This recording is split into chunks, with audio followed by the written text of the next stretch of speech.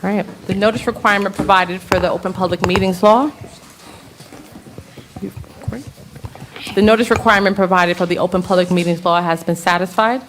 Notice was properly given. Said notice has been transmitted to the Courier News on Tuesday, January 8th, as well as posted on the city website. Roll call. Council members Briggs Jones. Present. Councilman Graham. Absent during roll call. Councilman McCray. Present. Councilman Wyatt. Present. Councilwoman Sessoms. Present. Vice President Hockaday. Present. Council President Cherry. Present. 6 members present and a quorum. All right, please stand for the Pledge of Allegiance and remain standing. Tonight's Pledge of Allegiance will be led by Ms. Chloe Harris.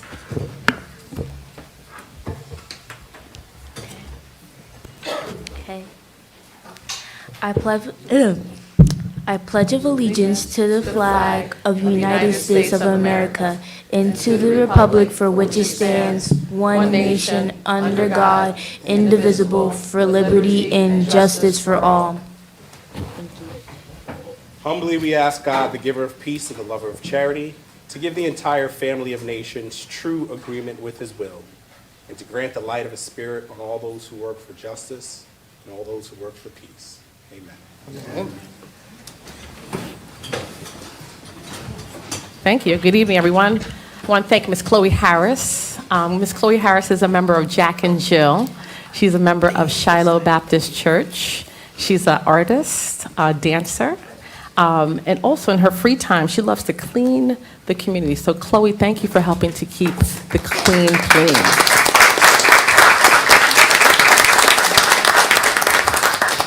All right.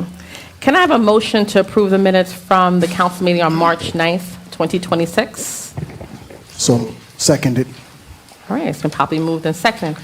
All right, discussion items. CBAC is the first one. I know 2 weeks ago, CBAC members met with the chair and also the director of finance. I know that the administration is aggressively working on presenting the budget to the council. I just want to thank the CBAC members in advance for their participation and the time that they're going to be taking to do this budget and their comment. Remote public comment. As you see, remote comment is back tonight. Yes. So tonight we do have a volunteer that will be doing that. So I just want to make sure that we're mentioning just remote public comment is back, as I mentioned last month. Another highlight is that we have a clock. If you look to your right, it's a countdown. All right, so those are the 2 new added features in this council meeting. All right, we have ordinances MC 2026-04 and MC 2026-05, which are scheduled for public hearing and final passage for a regular meeting as advertised. All right, we're going to move on to resolutions. The legislative body, we just have one resolution, which is recognizing Autism Awareness Month. Do I have consent to add this to the agenda? Yes. All right. BA, I see that you have 2 items. Could you please present your items? Yes, thank you, Council President. We have just 2 easy items for you tonight. One is just a recognition resolution recognizing National Public Health Week, which was April 6th to April 12th. And then we have a resolution appointing 2 new members to the Central Business District Management Corp. All right. Any questions from my council colleagues? Seeing none. Do I have consent to add this to the voting meeting? Yes. Yes. Any items that we want to take off? All right. We're going to the next, Director of Finance. I see that you have 3 items. Could you please present your items? Yes, good evening all. First, Resolution 153-26 is resolution authorizing a contract award to Prime Point Software for payroll services, time and attendance tracking, and human resources management information system. This is for 1 year and in an amount not to exceed $97,068.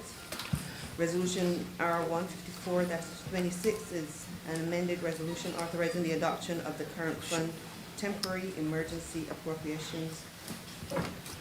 This is for the budget, for the municipal, and for all of the utilities.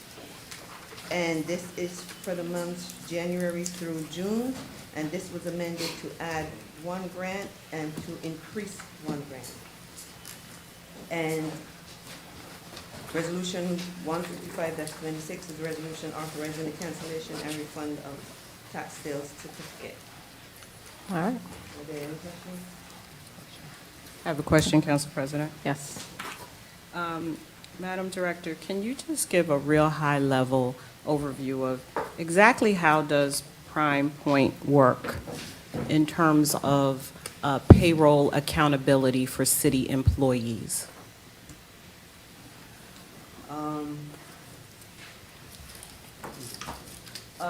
We get a report from Prime Point. We look at city employee on a bi-weekly basis. Directors are supposed to sign off on time work for all employees. And that goes into Prime Point, that comes up at Prime Point. And then employees are paid according to the hours that they put in. Most employees put in 70 hours a week for a 2 weeks period. And so we have various checkpoints. The directors check the times that are worked by the employees under them. And then the payroll runs the payroll for the 2 weeks, and then that should be reviewed by someone, and then that's how payment is made. Does that answer your question? It addresses it. I just also, maybe if you can speak to, what is the checkpoints in order to ensure that we are not paying employees who are separated and/or retired or no longer with the city? So when an employee retires or separates from the city, a form should be entered into the system, and we should know that that employee is no longer on the payroll. And so that employee's time cannot be signed off on by a department head. So a department head signing off, if they had 16 employees and 1 retired, they should be signing off for 15. And then that goes into the system. And then payroll would run the payroll, and then that should also be reviewed. So that's like 3 different checkpoints. So thank you, Director. I just want to add one thing. So on top of the multiple checks that the Director of Finance added, our time system is integrated with Prime Point. So our employees clock in and clock out, and that's integrated with Prime Point. So Prime Point pulls those hours directly, like if you clock in at 8:07 and you leave at 4:07, it knows exactly what time, and that's what gets pulled in to get paid. So you're getting paid the hours that you clocked in. Is that for all city employees, including executive level, or? It's not at the executive level, but it's at pretty much every other level. Okay. Thank you for that level of accountability. Any other questions? All right. Seeing none, do I have consent to add this to the voting meeting? Yes. All right, are there any items that we wish to take off? All right. Director of Public Works, I see you have 5 items. Can you please present your agenda items? Good evening, Council President Cherry, members of the council. Department of Public Works has 5 resolutions for your review and approval. Resolution 15626, authorizing change order for the Community Development Block Grant from Hannah Atkins Woodby Inclusive Playground. Money being transferred, $61,000 being transferred to Field basketball courts. The purpose of this is due to the grant expiring on June 30th, so we didn't want to lose that $61,000 in Community Development Block Grant funding. So that's why we moved up to basketball courts. And the purpose for that, of course, the DEP is authorizing us to do testing of our soil at Hannah Atkins. So once that soil is tested, it's going to take some time to do that because they're backed up. So we don't want to lose that, forfeit that $61,000 grant. So that's where that funding is there for that. Now, we can Field the basketball courts over that. Resolution 15726, authorizing change order number 1, amount of $29,000, which I'm going to amend that to reflect $21,305.73, amended to reflect that on the record. And that's for the, I'm thinking about Safe Route to School. Sorry, I'm skipping one. Resolution 15726 is an amount of $29,389, the change order, and that's for the playground at Field too. That's going to be repaired, done over all new. We got an urban parks grant for $415,760, and the balance will be paid with capital funds for this project. And that's a completely inclusive playground over there. Resolution 15826, authorizing change order number 1 to J. Alexander in amount not to exceed $21,305.73. That's being amended to reflect that $21,305.73 for the record, away from the $27,196.23. And this is for 5 intersections to be created and done over in certain areas of town. One of the areas is West Front Street and Grant Ave, West Front Street, Park Avenue, West 9th Street, Norman Avenue, Watchung Avenue, Carnegie, and Woodland Avenue, Central Street. This goes back maybe 8 years to 10 years to get this all right. This is all federally funded, this whole grant. And the grant itself that we received is a total of $1,311,000, $37.10. And it has to be broken up into parts. We have $901,000 for construction, and the other $409,000, that's just for engineering services, construction inspection, etc. That we have to monitor our engineers with the work, so that's what that's for. Resolution 15926, authorizing one amount of $56,049.26. We have received a grant for $630,000, $883. And this money is booked from the NJDOT for the project. The balance is paid for with capital dollars of this project. We had 6 bidders that bid on this project. So the total cost of this project, when everything is said and done, is $56,000. And this is for to do the work at night.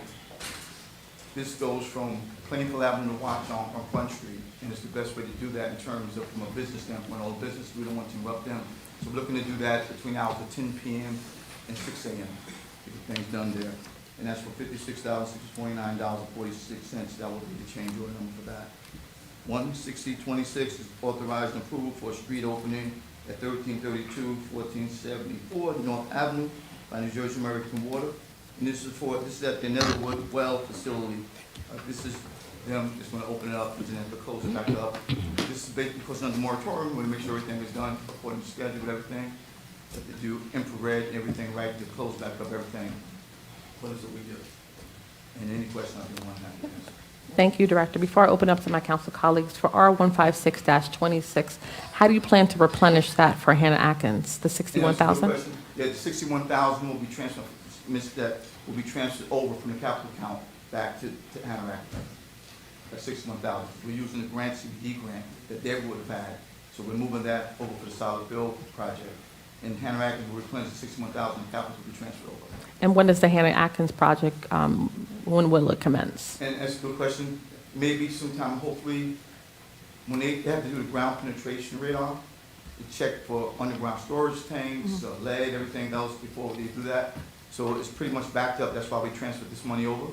So hopefully within July, August, we hope they'll be out there to go test everything over there before we can move forward with the project. Because remember, we have a CIP, completely inclusive playground grant that's sponsored by Green Acres. So we have to follow their rules and regulations. That's what's like that. But the goal is try to speed them up as soon as we can. We're trying to get them to get that done as soon as possible. Thank you so much, Director. I'm opening up to my council colleagues. Any questions? Council President? Councilwoman Sessoms. Yes, thank you, Director. Just a few questions, and most of this is for learning for me, just to make sure that I'm not conflating a municipal system with a state system. I thought I read in the supporting documents that the proposed vendor is saying that this project, their bid was over a year ago. This is federally funded. Do we know what was the delay in getting this project started? Everything from the federal government, we had to go through their whole process with every step of the way. They kept going back and forth with us over and over again until we can do the work with everything. We were prepared, we submitted everything, but their process, being one of our municipalities in the state, they were slow in moving to get to us, and we just finally got what we needed. We wanted to keep pursuing it.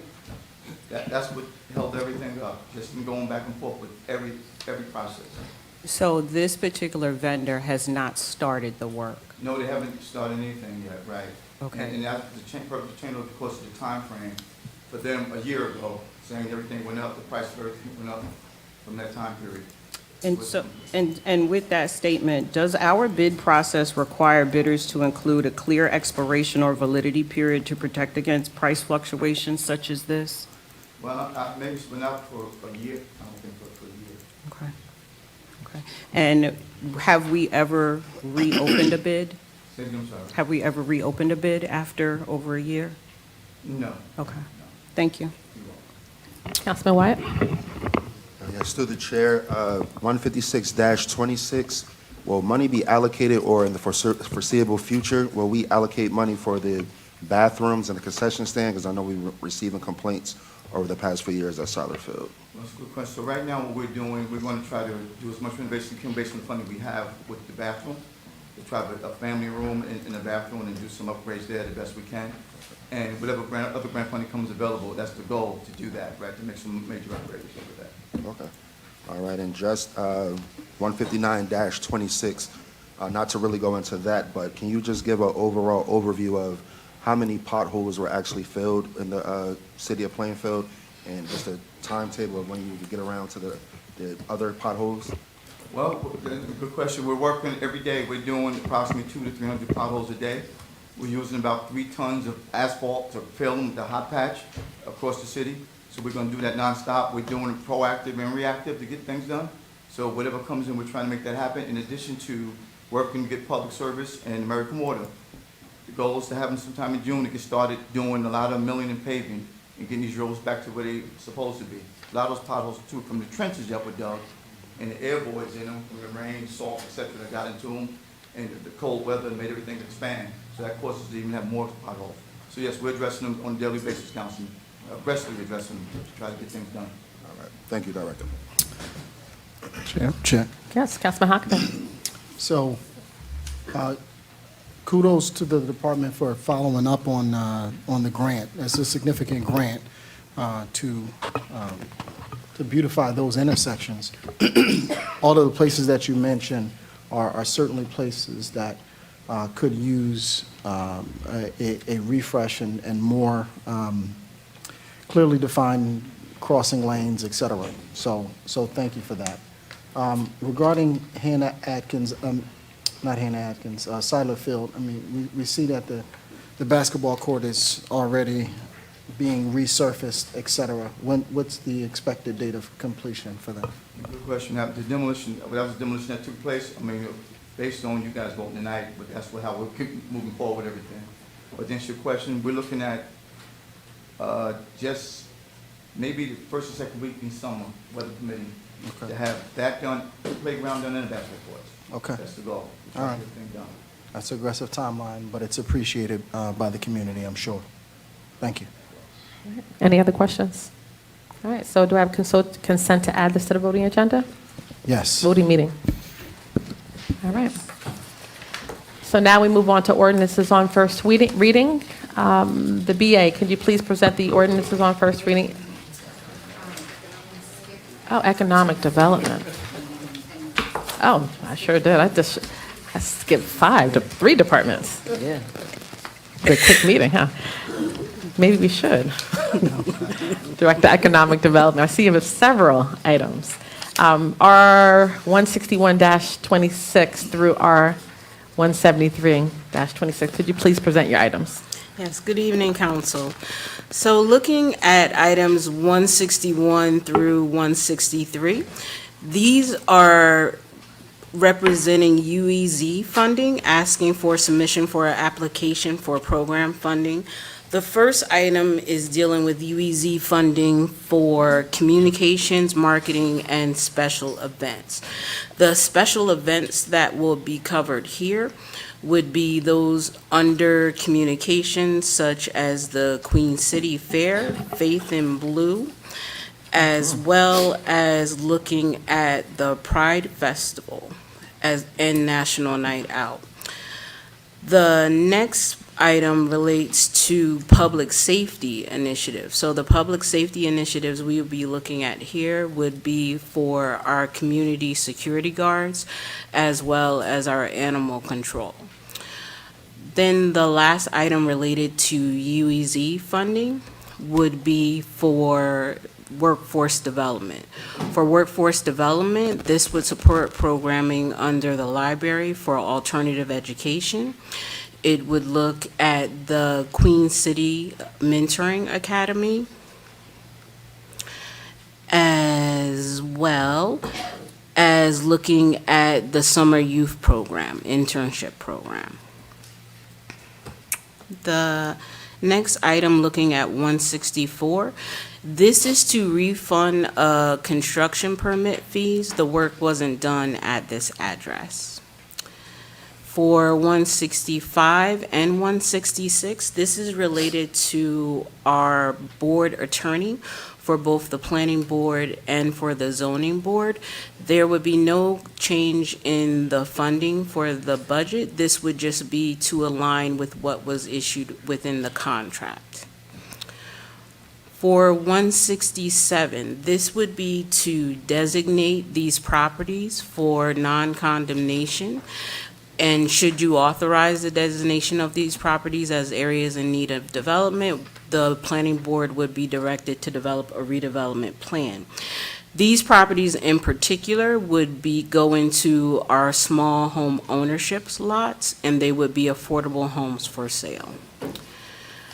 168 is related to 611 West Front Street.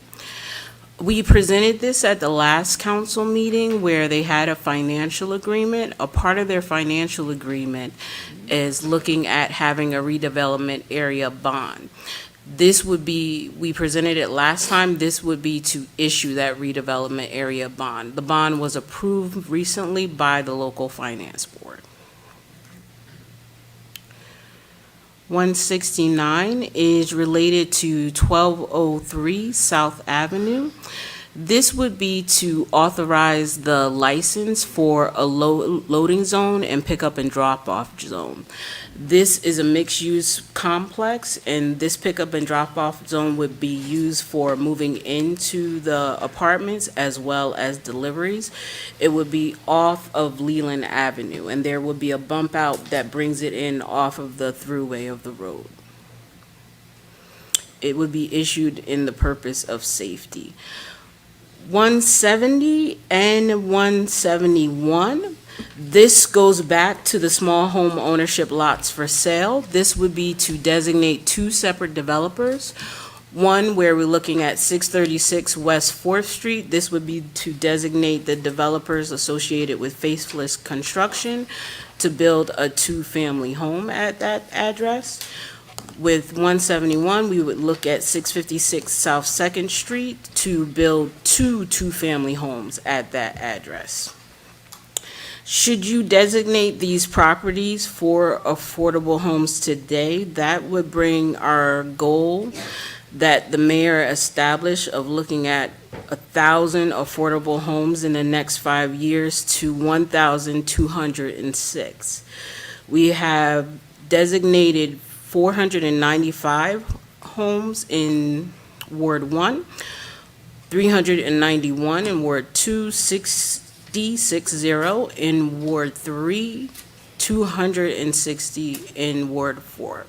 Again, we have exceeded the goal. We are at 1,206. Should you designate these last two on the agenda today? Moving on to item 172. This is an amendment to the resolution associated with 611 West Front Street. We had a MOU for this property where it was a memorandum of understanding between both the developer as well as the health center. This would be to align the timeline with the current agreements that we have. And the last item is 173. This is related to directing the planning board to re-examine the Teppers Track redevelopment plan. The purpose of re-examining the plan would be to add an additional use to the plan. Any questions? Yes. With regard to the affordable housing, can you elaborate on the down payment assistance program and how that works? Sure. So several of these are the properties that are owned by the city. In the place of accepting a purchase price for the property, we would require the developers to deposit at a minimum $30,000 to down payment assistance or 5% of the sales price of the property, whichever is higher. Thank you. I just wanted the public to understand how that works. Councilwoman Sessoms, go ahead. Yes. Regarding 169-26, can you conceptualize what you mean by a bump out off of Leland? What will that look like? Do we have a visual sketch? I do have a visual sketch which we could share, but it's more of a bump in. So if you were approaching down Leland going towards 22, there would be an indent on the curb that would allow cars to pull in and off of the main roadway so they could pull in for drop-off or have truck deliveries. And there would be a hatch area for loading. So it's to pull them off the main roadway. Thank you. Councilman Wyatt? Yes, just one quick question. 163-26, for the summer youth program, when is the deadline for the young scholars to apply, and how many are we looking to hire this summer? We generally look to about 130 applicants. Sometimes it's larger. As for the deadline, I'll have to get back to you because I don't recall what the deadline exactly is. I have to look at the flyer. Okay. Okay, and I apologize for that. Thank you. That's it, Councilman Wyatt? Yes. R 170-26, you said that's going to be a two-family house, is that correct? Yes, it is. Two-family house, okay, all right. Okay, I just need that clarification. And also, thank you so much for doing a ride-along with me today, to go around to look at some properties.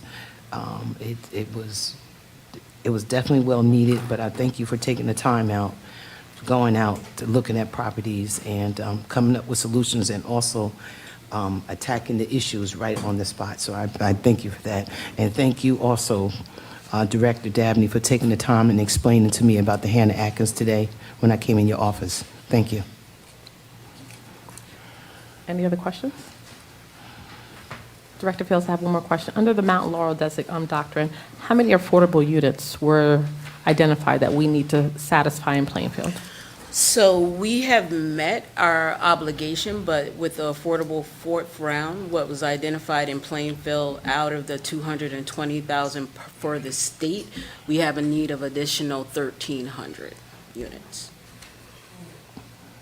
So what was the number? 1,300, That was the original number? the original number? So what was the number? So Mount Laurel, they designate and they tell us how many affordable. So that wasn't the original number. There have been several rounds since then Yeah. because we've identified the need. So currently 1,300 is the number? Yes. We're in the fourth round of that. Okay. All right, any other questions? All right, do I have consensus to add this to the voting meeting? Yes. All right, anybody want to take anything off the agenda? All right. All right, Director, I see the Director of Communications isn't here. BA, you going to present? Yes, thank you. Thank you. Director of Communications has one item that she wishes to proceed with this evening, and this is a resolution awarding the contract for our data center and server and backup and cloud and all of that to Sysnet Solutions, who has been our vendor for at least a decade. And this did go out to bid, obviously, because it's 172,000. They were the only vendor to bid on this service. But like I said, they do our cloud backup every day, our major cloud backup. They're our help desk support. They handle all the back end of the IT. All right, any questions? All right, do I have consensus to add this to the voting meeting? Yes. Yes. All right. Will the Director of Sewer and Solid Waste please present your items? Good evening, Item. Council President, Council. I have one resolution for your consideration and approval tonight, R 175, resolution authorizing the purchase of one new 2027 crane carrier from Air Brakes Equipment in the amount not to exceed $451,915. This is in line with our capital replacement plan that we have, and the funding was approved, and this is just another step in that process. And I'll be happy to answer any questions. Any questions? Director, tell us how this investment will assist you and your workers and the department in keeping the city functional. Well, this is a conventional wheel loader. In layman's terms, it's a garbage truck. And we run 12 daily, and they get pretty worn out over time, and we have to constantly replace them. And so this purchase will not only give the manpower and equipment that they need, but it keeps the downtime down, repair costs to a minimal. So there's a lot of benefits to continually upgrade your fleet. When was the last time that we purchased a new one of these? I'm sorry. How old is the newest one besides this one? How old is the newest one? We have some still on the road from 2014. So we'll be coming back. Like I said, this is part of the capital replacement plan that was already approved. And as we put the information together and we decide exactly what best fits our needs, then we present it to you for approval. Okay. Is it typical for them to last 10 years or more? With the right TLC and the right conditions, yes. Yeah. Thank you. All right. Any other questions? Yes, Director. Council President, I just want to answer Councilman Wyatt's question. Yes. And the deadline for the summer youth employment application is May 16th. Thank you so much. All right. Do we have consensus to add this one item to the voting meeting? Yes. All right, moving on. Now we move on to ordinances on first reading. All right, will the business administrator please present the ordinances on first reading, MC 2026 through MC 2026-06 through MC 2026-11. Yes, thank you, Council President. We have 6 ordinances for your consideration this evening. The first one is an ordinance to amend and supplement the no parking ordinance. This is in response to resident complaints in that area, and this would be no parking on that south side of East Front near Raymond Ave. The next one we have is an amendment to the homeownership small lots redevelopment plan from February, and we're looking to add 2 addresses into that plan and change the height, the maximum height up to 3 stories. The next ordinance is adopting the East Front and Sanford Ave redevelopment plan from last month. That's the old Bank of America, and this is to allow for townhomes for sale in that area. The fourth ordinance is adopting the Plainfield Ave redevelopment plan. This is the one that was sent to study last month now April, so at the March meeting. And this is the one where the commercial space has been vacant for 10 years, so we needed to think about how we could fill that space.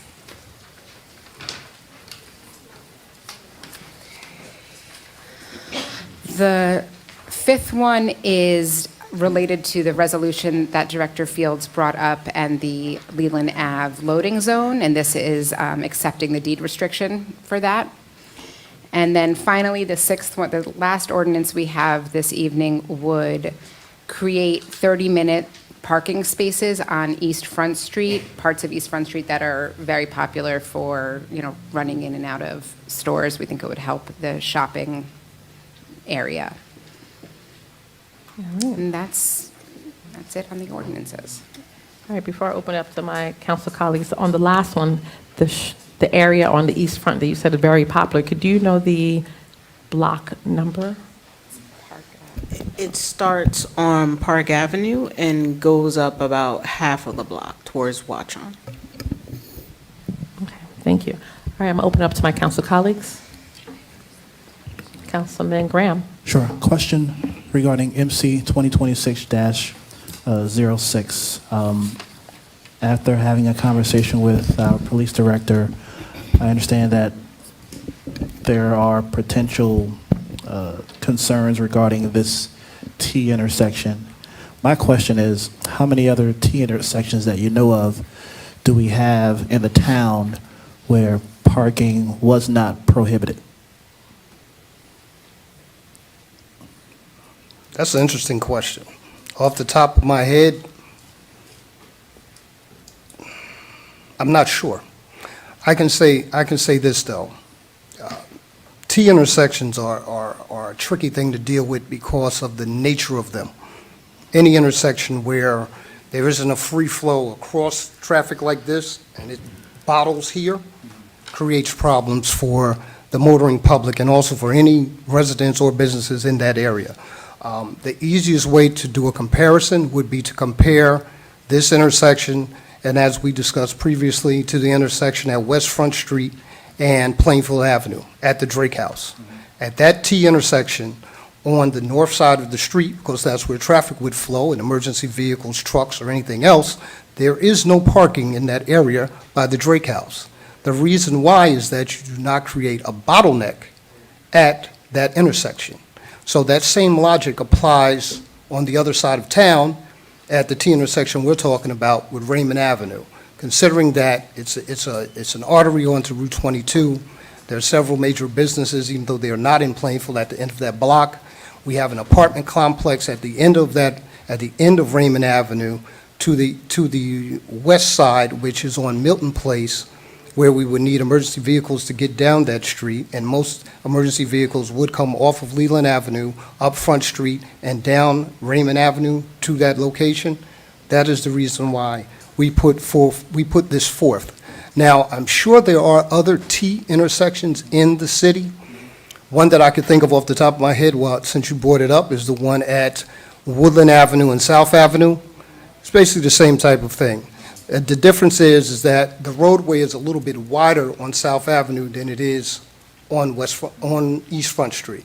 So where we can make allowances, we do. Where it's too tight of an area, which it is, which is really pretty much a residential area, we can't make any allowances there. That's what this ordinance is about. Great. My next question, should this ordinance pass, is the expectation that enforcement would be prioritized here over everywhere else in the town? Absolutely not. Okay.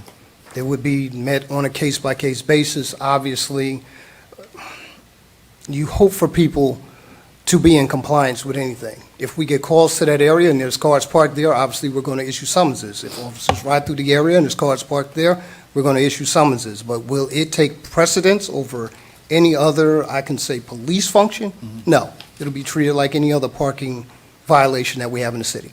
All right. And how should the neighbors handle this matter? Do you recommend that they take matters into their own hands? Like if they see a car that isn't supposed to be parked, do they approach the person and say, hey, you can't park there? What should they do? Absolutely not. Okay. Any resident who has a problem should always contact the police department. I say this all the time. We are a 24-hour operation. You can call us for any type of need that you have. If we don't handle it, we can put you in position with an agency, whether it's through the city, or it's through the county, or it's through the state, or federal level that can help you, but you should never take anything into your own hands. That is what the police department is for. That is what the council people are for. They can obviously contact you, and you in turn will contact my office, and I will then handle it. If it's a police matter, if it's a fire matter, it's for this young man right here. One last question, just for clarity on this ordinance. This is no parking even for the homeowners that own the homes on this block? No, there's no parking on that side of the street. At all? At all. For everyone? Everybody. Okay. Thank It's you. too tight of a block. Sure. Thank you. You're welcome. Director Abney, just to piggyback off that question. Yes, ma'am. On the block after Hillcrest, is there parking allowed on that street? Following the next block? It's parking allowed on Hillcrest, Reeves. and it's parking allowed on Reeves Terrace, and it's parking also allowed on Raymond Avenue. So unfortunately, the society that we live in today, everybody wants what's basically considered drive-through service, even if it's not a drive-through business. I want to be able to pull up to the front door, run inside, do what I got to do, and I'm going to leave. Unfortunately, because of the way this intersection is set up, we can't operate it that way. You can park a little bit down the block. Once you're past the areas that will be designated as no parking, you can park a little bit down the block, walk to the business, handle your business, and then go on about your way. That way, the area is safe, the business stays open, and everybody should be happy. The other thing in regards to what Councilman Graham said is that all of the houses on that side of the street have driveways. So there really is no reason for us to, there really is no concern for the department in terms of the residents, because if somebody's visiting them, they can pull into their driveway. If they have any type of emergency services or anything that they need, they can pull into their driveway. But if it's a police car, fire truck, ambulance, anything like that, obviously, no parking, that doesn't matter. It's an emergency situation, so we will park there if we have to. Thank you, Director. You're welcome, ma'am. Any other I have questions? a question, Council President. Yes. MC 2026-11, the 30-minute time limit, are we concerned that that may impact people wanting to come downtown and, take part in the businesses there? Is this going to, do you anticipate this having a negative impact? No, it should be a positive impact because we're not looking for the entire side of the street. We're only looking at a half a block, and it's meant to be a turnover. What we have right now is that we may have people that are parked downtown for the whole day. You can keep feeding the meter. This is meant to make sure that we have people turn over to go to the businesses that in and out. So will the meters only limit at 30 minutes? Yes, Is that they what's will. going to happen? They'll be programmed to limit at 30 minutes? Okay, thank you. And I just want to echo a little bit of what Councilman Graham said, being that the police director mentioned South Ave and Woodland, and I would just want to say that I would want that same level of consideration at that T intersection as well. That side of town has had some concerns about, with the development that goes on in South Ave and how it's so hard to either come out on Woodland and come down South Ave. So I would want that same level of consideration at that T intersection. Thank you, Council President. Thank you. Any other questions? Yes, on the property for the Bank of America, those going to be townhouses, you said? Yes. Townhouses? Okay. Are those going to be affordable? So we haven't presented the agreement to you yet. That should be presented at our next council meeting, and we'll answer all those questions. Okay, all right, thank you. Any other questions? All right, Council, do we have consent to add these to the voting meeting? Yes, Yes? Do we have consent to add this to the voting meeting? yes. All right. All right, can I have a motion for a 5-minute recess? So moved.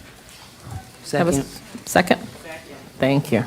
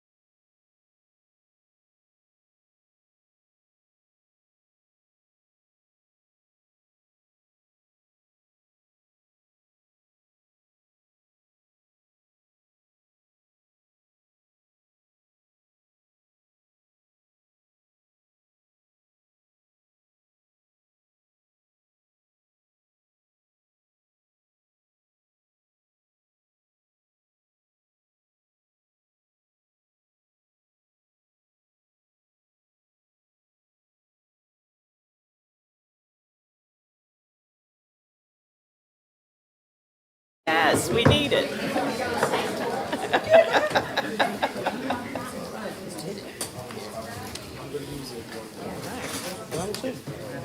All right. 3 or 4. All right.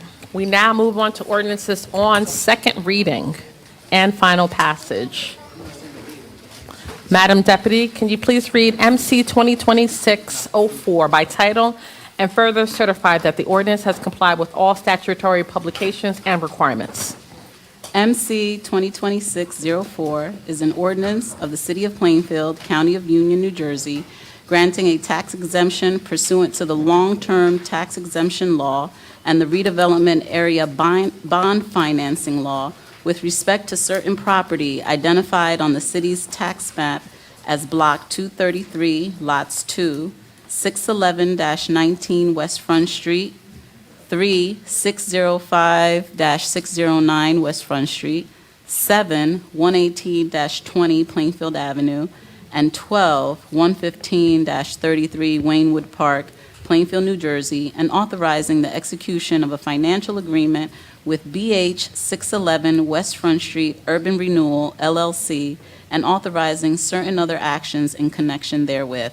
It is hereby certified that notice of a public hearing on this ordinance was published in the Courier News on March 15th, 2026. All right, the floor is now open to any member of the public who would like to speak on this ordinance.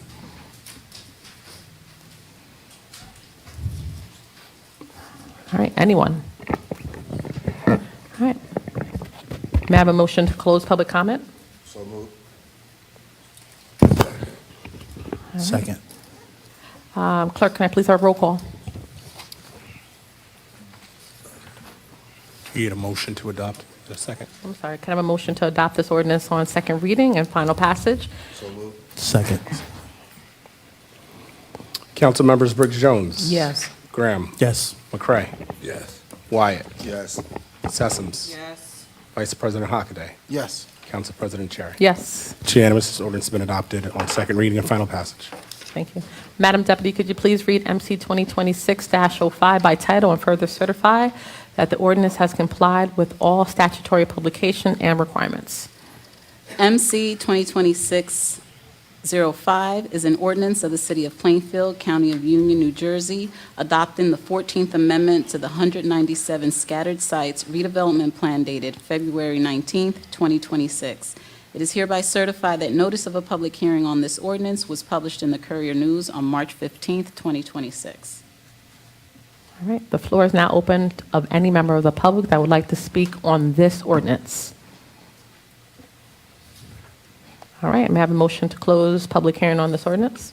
So moved. Second. Second.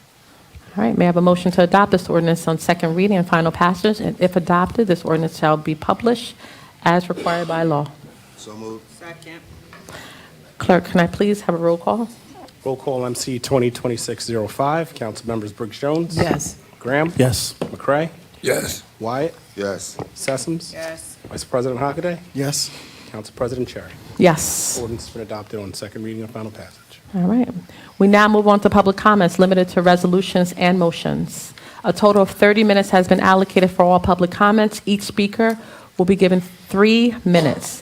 If any member of the public would like to call in for public comment, please dial 646-558-8656. Enter the meeting ID, which is 934-9101-4887. Press pound, *9 to raise your hand to be placed in the waiting room. The floor is now open.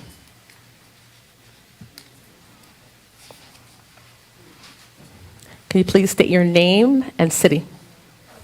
For the record, please. Good evening. My name is Peter Morales. I'm an attorney for the property owner of 1300 East Front Street, and I'm here on representing her with regards to MC 2026-06, which is a no park on the south side of East Front Street between Reeve Terrace and Hillcrest Avenue. This restriction falls directly in front of my client's property. My client has a tenant at this property that operates a business, a fruit stand, which is a legal and permitted use. Our position is the proposed amendment to the ordinance arbitrarily targets this business and my client's property. This is a street with parking up and down East Front Street. There's only one block that the city is looking to prohibit parking, which is this particular block, and it's about 6 parking spaces.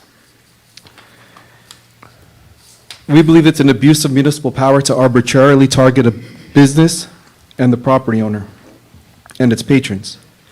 This ordinance is essentially disguised in a way to shut down the business. We have evidence that this is an abuse of municipal power and the targeting of this business because the property owner has a video and audio footage of a city council member entering and interrupting the business, stating their elected position, and advising customers in the store that they cannot park there. If the ordinance passes, in addition to the arbitrary and capricious targeting of this business, the property owner may also have a valid claim for inverse condemnation. This parking restriction would severely economically impact the value of this property. I suggest the table counsel the first reading and think this through with a proper study in consultation with the county. If safety and traffic are a concern, we should get an engineer to do a proper study, not just an opinion from the police department as far as traffic on that T intersection. That's not a rational basis. I've seen a video. I think there's statistics of 16 car accidents up and down East Front Street in an 8-block radius. 16 accidents, 2 accidents on this block. The other blocks are having no other parking restriction, just this one. The city needs a rational basis to implement this. The T intersection, safety concerns, this ordinance would actually endanger patrons of this business versus make it more safe. The patrons would be expected to park across the street and cross the street, and there's cars speeding up and down East Front Street. I think a proper engineer study of traffic and safety would look into that fact as well, not just arbitrarily target this one business. Thank you. Thank you. Council President, can I just ask the attorney a quick question? Would you Yes. mind? Sir, can you mentioned you're representing a client, but you didn't say who your client was. Can you offer that name tonight? 1300 East Front Street LLC is the property owner. She's in the process of selling that building. Thank you. State your name and city. Salvatore Carano, 1284 East Front Street. Here is a picture presentation of accidents.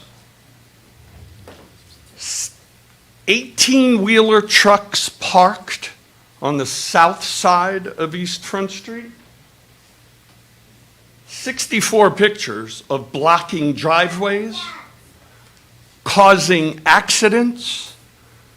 2 council meetings ago, someone essentially called me a liar and said the accident occurred 400 feet away. This proves you need to go back to school and count how many feet that's away. The skid marks will tell you. It is a dangerous T intersection. Talk to New Jersey Transit. They can't get through. Talk to the public school drivers of the school buses. They can't get through. Talk to the property owners. 64 ring and pictures of blocking driveways that can't get through. And all I continue to hear is from the store operators, because I haven't seen LLC formation papers yet, that they can't control their customers. No, they can't. The city can. So I greatly appreciate your resolution, your first reading. I look forward to the second reading and the final passage. Thank you. And these will be available for personal view. Thank you.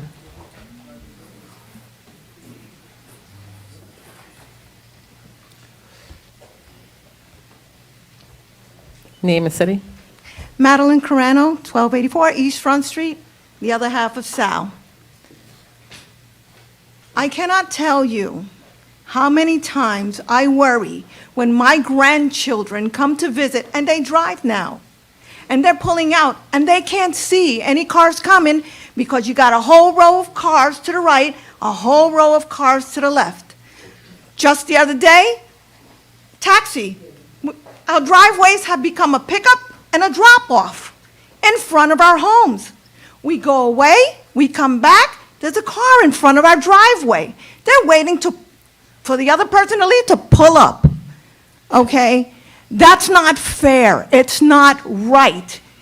It is endangering, and you should know better because our lives are put on the line. And let me tell you, that resolution, it will help. It will help. Enough for me to feel a little bit more comfortable about my grandchildren, my children, my family, our neighbors, and my 86-year-old father not having to go through that. Taking him for a walk, and I have to walk around a truck because it's blocking the walkway? Because there's not enough parking space in a driveway, mind you, not a parking lot. Yes, it is endangering those. And as far as crossing the street, they're already parking across the street. They are already doing so.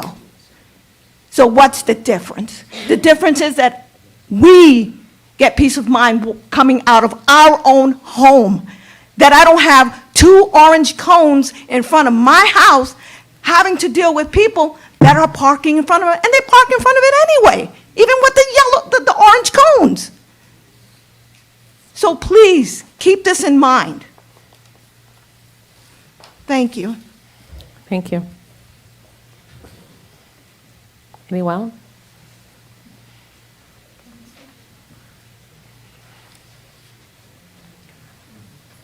Name and city for the record. Yeah, Nancy Pivovar, Plainfield, West End. I have a question about R 167-26. I was at the planning board meeting, and the planner that was hired talked about 832-34 Monroe Avenue. And he mentioned that there was a pumping station there at one time. And I did a little research, and there used to be a sewer pumping station there. So I don't know what impact that will have on our sewage in that neighborhood if they develop that lot. I don't think the pumping station's there anymore, but it was mentioned at the planning board meeting, and the city did used to have a sewer pumping station back in the 1930s there. So I don't know what's underground there, and I just wanted to bring that to the attention of the city. Thank you. Thank you.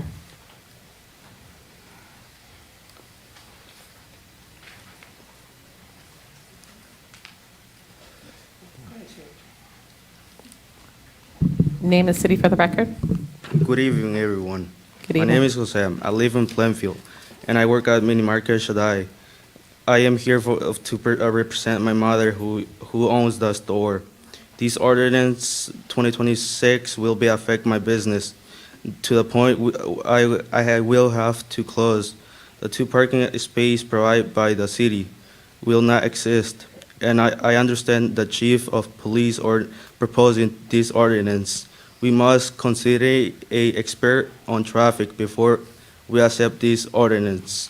I have 600 signatures to that propose this ordinance, both property owners and client. Thank you.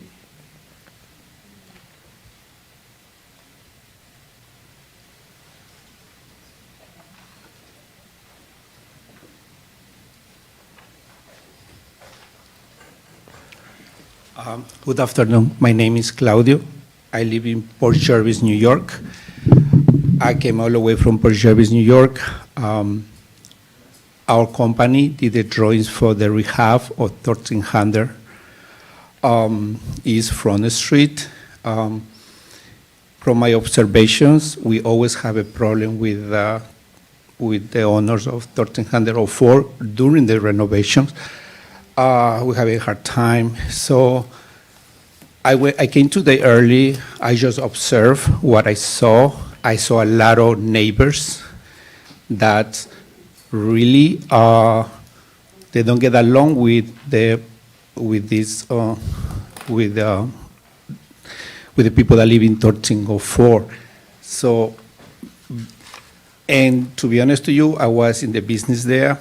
From my perspective, I think it will be a good business for your city. It has a different kinds of fruits, exotic fruits that only you find in other countries. And to be honest to you, a lot of the people in the community come to buy there. And I think for them to have 600 signatures, both of the neighbors and the clients, it says a lot about a business. I understand we're having a problem with the traffic. I really believe that we should consider an expert in traffic. We always use, when we do malls, when we do anything that has to do with traffic, an experienced person to tell you how to resolve the matter. Everybody's expert in one field.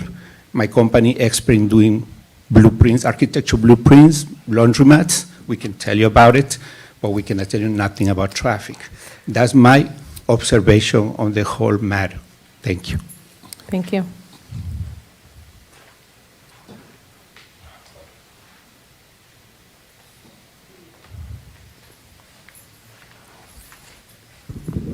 Good evening. My name is Flor Gonzalez, 410 Washington Avenue. I want to talk about the parking problem that the neighbors from the owner complained about, but I wanted to bring you into think about this. The Hispanic community or the immigrant community have been and is now the one that contributed to this city in every level, not only in business, but also in real estate and all that. So if anyone complain about my business for you to close it because I have no parking, I will hardly asking you respectfully to consider the fact that we, the Hispanics, are the ones that keep this town going in any level. I passed by the business that then was talk about it, but the parking problem we have, we do have it in all the city. It's not really then. Like, for example, here in 410 Washington Avenue, it's a little sometimes impossible for people to parking. The restaurants sometimes they lose business. I'm going up to the restaurants a lot of time. They don't have no parking. So respectfully, please consider that, and consider also that every time somebody bring a resolution to the table against to the Hispanic community, we already have enough with ICE here. Why we want to have also another problem with the parking or the business person to complain about us? Because for me, they complain about, one Hispanic then complain about us. So please, respectfully, please review every single angle and allow this business to continue his business. Thank you. Good afternoon. My name is Maria Vasquez. I'm living in Reef Terrace for almost 40 years, and the past 7 years, I don't have even parking in front of my house. Okay, I'm so happy about this business because that house, particularly that house, is empty for many, many years. We also, me and my husband, tried to buy the house, but that house have a lot of problems. We need to invest a lot of money, so we think about it, we say no. So finally, this family take this business. They spend their own money. I don't think so that's fair, because that's not their problem about the traffic, because they can control the traffic. There's only, they want to work. They can stay outside. It's just like a crossing guard. They can. The only thing is, I want to say to everybody, please consider this point, because I don't think so that's their fault. They need to work. They spend a lot of money. I know I can tell you this a lot of money because we're making numbers before they buy this house. Thank you. Council President, if I Yes. may for a second. Yes, BA. The administration would like to make a request to table this ordinance. Yes. I make a move that we pull this ordinance, we table this ordinance. Second. All right. Can I have a, We're actually during public comments and not, this ordinance isn't on the table at this point. When we get to that point of the ordinance, the motion can be made to table. Do we get to speak or? yes, good. Name and city. My name is Denise Riley, and I'm at 1283 East Front Street, across the street on the other side of that business. When that business opened, within a week, I had to call the police because there was a car in my driveway, not on the sidewalk, but in my driveway. The driver had no driver's license, he got tickets, he got all of that stuff. It's annoying. And then he lied and said, oh, the car wasn't functioning, but once he got the tickets and another friend of his came, all of a sudden the car magically turned on and they drove away. The other thing is, this Saturday, I was fixing my fence. There was a pickup truck right at the corner, across the street on the other side, right at the edge. It was like right here. There was a car coming this way, a car coming that way. I almost got hit with the car too because they couldn't see. How can anybody say that that's a good idea to have no space where people can see when you have a T? The driver ended up on my neighbor's lawn to avoid hitting the telephone pole, hitting me. And this is ridiculous. I'm not mad at having a business there, but there has to be some safety measures put in place. Because why should we be worried about either our driveways are gonna be blocked, or we may get hit by a car, or the other car that's coming this way and another car coming this way are getting into accidents? We see it because we are there. And it's not about her business. It's about safety. And the other thing is, I get up at 4 o'clock in the morning to go to work. This morning, and I'm gonna leave this picture. Trash. Trash. This is not a residential trash. This is commercial trash. Rats. Okay? Because it's fruits, it's vegetables and all of that. It's tubs, it's all of that. Why should we have to be subjected to that? There's no dumpster. They're using resident garbage cans. But we have to be considerate and not say anything? No. We've been living there long before that place came, and hopefully we'll still be there for the future. And I'm just bringing these up because it's like I'm concerned about safety and I'm concerned about health. Thank you. Thank you, Ms. Ridley. This is my car, and this is the car that was in my driveway. I got 2 pictures of that, and then here's the trash. Name and city for the record. Hi, Quanae Chambliss, Plainfield, New Jersey. I want to start out by saying congratulations, Councilwoman, for doing what you said that you would do in terms of public comment. I appreciate that.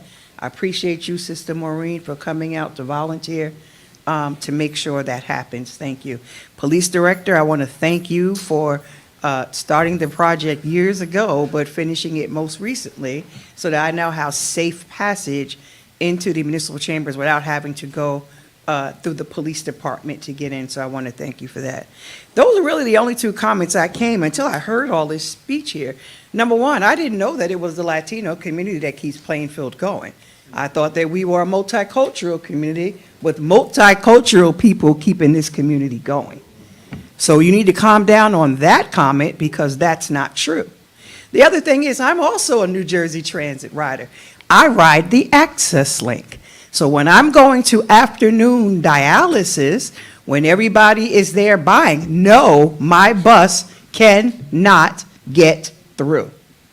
It is too much parking. It's too many people parking everywhere. And I think what needs to be happening is, if you're concerned about your community having access to the fruits and vegetables that are native to your country, I think that's wonderful. Have a family meeting and say, hey, we're in jeopardy of losing this opportunity if we can't come together and respect the rules of the neighborhood. When I was a little girl, you didn't park in front of the house where the person paid their mortgage, whether it was an ordinance or not. That is the level of respect that we had for each other on the block. You had this spot in front of you, and you also had your driveway, because at that time, we were two-car families. No, there was no ordinance on the book. It was community understanding and community rules of what we did. You come into a community, you're welcomed into the community. Learn some of the mores and the fourways of the community so that people won't come together and say, hey, we want you out, and you think it's a us versus them. It's not a us versus them. It's a all of us versus safety. And I trust the police director. He is an expert on traffic in the city of Plainfield. And since we want to do a study that shows that losing 2 parking spots is going to make you lose your business. Do that study, and then come back to us. But we're not going to do this us versus them over some parking spots. Thank you. Thank you.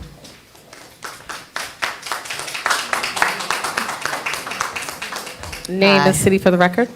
Lisa Sullivan, 1457 Shirley Street. I'm changing the mindset. I have a different issue. I don't mind the beautification of the tree planting. My only concern is that the tree that's planted in front of my house is, I believe, is too close to the PSG gas lines. I did call and spoke to Deandra on March 25th. I asked someone from the township to come out and take a look at it, because we know that tree roots spread. And if you look at the place where the tree is planted versus my PSG gas lines, I have a concern. So I just only ask that someone come out, take a look at it, because today is April 13th. I still haven't had anybody come out yet. I'll be working from home tomorrow. So if someone wants to come, feel free to drop by anytime. Can you give your address to Winston? Sure. Thank you. Council President, if I could just remind that comments are in this section are only for agenda items only. Thank you. Anything else that's on the agenda?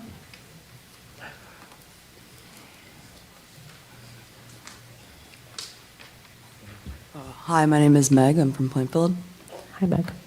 I just wanted to start off by thanking you, Councilwoman Cherry, for following through on the return of virtual public comment.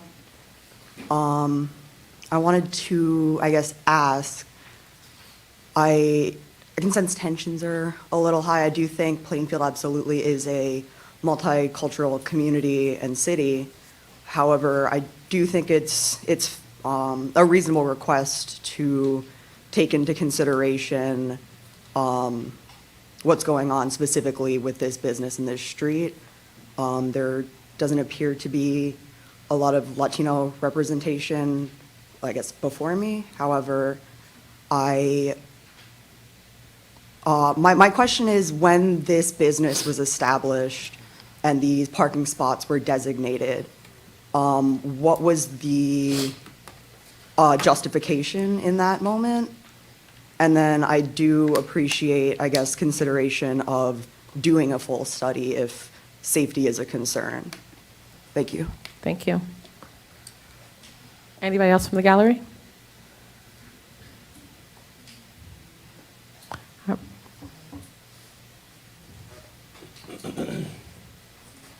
Council President, we have time for one more comment. Yep, thank you.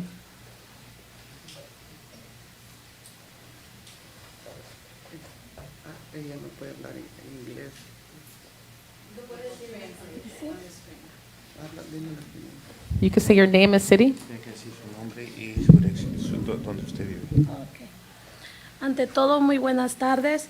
Mi nombre es Isabel Rizcaché y soy la dueña del negocio de la cual están poniendo el complaint sobre el parqueo.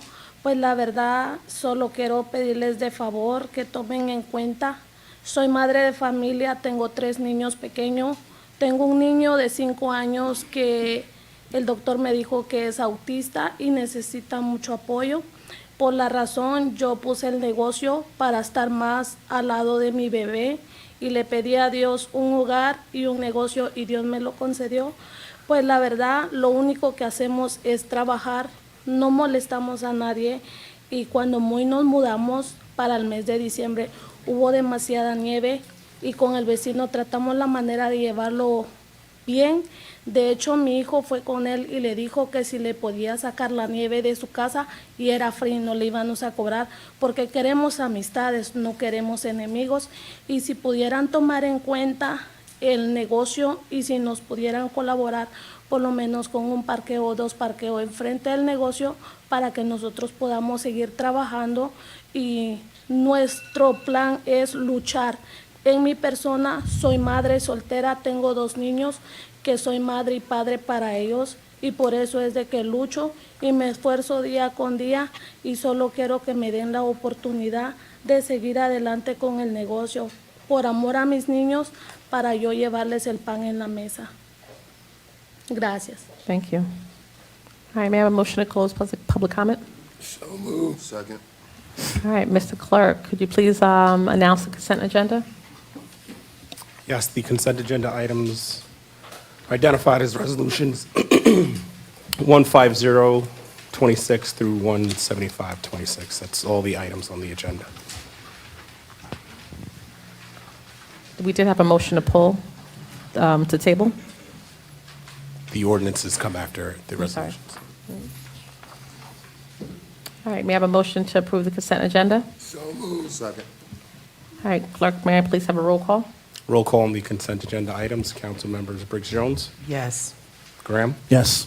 McCray, Yes. Wyatt, Yes. Sessoms, Vice President Hockaday, Yes. Council President Cherry. Yes. The consent agenda items have been approved. All right. We now come to ordinances on first reading. Madam Deputy, could you please read MC 2026-06 by title? Madam President, I move that we table 2606. Second. All right, it's properly moved and seconded. Do we need to do a roll call? Yes, please. Can I please have a roll call? Roll call on the motion to table MC 2026-06. Council members Briggs Jones, Yes. Graham, Yes. McCray, Yes. Wyatt, No. Sessoms, Hockaday, Yes. Council President Cherry. Yes. 6 in favor, 1 opposed. MC 2026-06 has been tabled. All right, Madam Deputy, could you please read MC 2026-07 by title? MC 2026-07 is an ordinance of the City of Plainfield, County of Union, New Jersey, adopting an amended homeownership small lots redevelopment plan dated February 19th, 2026. All right, I'll entertain a motion to adopt this ordinance on first reading. So moved. Second. Clerk, can I please have a roll call? Roll call MC 2026-07. Council members Briggs Jones, Yes. Graham, Yes. McCray, Yes. Wyatt, Sessoms, Vice President Hockaday, Yes. Council President Cherry. Yes. This ordinance has been adopted on first reading. All right, Madam Deputy, could you please read MC 2026-08 by title? MC 2026-08 is an ordinance of the City of Plainfield, County of Union, New Jersey, adopting the East Front Street and Sanford Avenue redevelopment plan dated March 19th, 2026. All right, I'll entertain a motion to adopt this ordinance on first reading. So moved. Second. Clerk, can I please have a roll call? Roll call on MC 2026-06, I'm sorry, 08, 0608. Council members Briggs Jones, Yes. Graham, Yes. McCray, Yes. Wyatt, Yes. Sessoms, No. Vice President Hockaday, Yes. Council President Cherry. Yes. 6 in favor, 1 opposed. Ordinance has been adopted on first reading. All right, Madam Deputy, could you please read MC 2026-09 by title? MC 2026-09 is an ordinance of the City of Plainfield, County of Union, New Jersey, adopting the Plainfield Avenue redevelopment plan amendment dated March 19, 2026. So moved. I'll entertain a motion to adopt this ordinance on first reading. Second. So moved. Clerk, can I please have a roll call? Roll call MC 2026-09. Council members Briggs Jones. Yes. Graham. Yes. McCray. Yes. Wyatt. Yes. Sessoms. Yes. Vice President Hockaday. Yes. Council President Cherry. Yes. All right, Madam Deputy, could you please read MC 2026-10 by title? MC 2026-10 is an ordinance accepting the deed restriction for right-of-way from IOP Plainfield 1203 South Urban Renewal LLC to the City of Plainfield. I'll entertain a motion to adopt this on first reading. Second. All right, Clerk, can I please have a roll call? Roll call MC 2026-10. Council members Briggs Jones. Yes. Graham. Yes. McCray. Yes. Wyatt. Yes. Sessoms. Yes. Vice President Hockaday. Yes. Council President Cherry. Yes. That's unanimous. The ordinance has been adopted on first reading. All right, Madam Deputy, can you please read MC 2026-11 by title? MC 2026-11 is an ordinance of the City of Plainfield in the County of Union amending Chapter 16, Vehicles and Traffic, Article 4, Section 16:4-5, Schedule 5, Parking Time Limits on Certain Streets and Areas by adding 16A-4, Schedule 4C, Time Limit Parking, 1/2 hour, 30 minutes. I'll entertain a motion to adopt this ordinance on first reading. So moved. Second. Clerk, can I please have a roll call? Roll call on MC 2026-11. Council members Briggs Jones. Yes. Graham. Yes. McCray. Yes. Wyatt. Yes. Sessoms. Yes. Vice President Hockaday. Yes. Council President Cherry. Yes. That is unanimous. This ordinance has been adopted on first reading, and that concludes ordinances on first reading this evening. All right. General comments. A total of 30 minutes has been allocated for all public comments. Each speaker will be given 3 minutes. If any member of the public would like to call in for public comment, please dial 646-558-8656. Please enter the meeting ID 934-9101-4887 and press pound. Star 9 to raise your hand. The floor is now open in the gallery. This is general comment.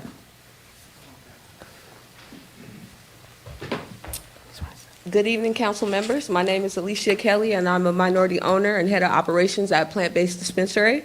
I did start with a bunch of numbers, but I decided not to bore everyone with that.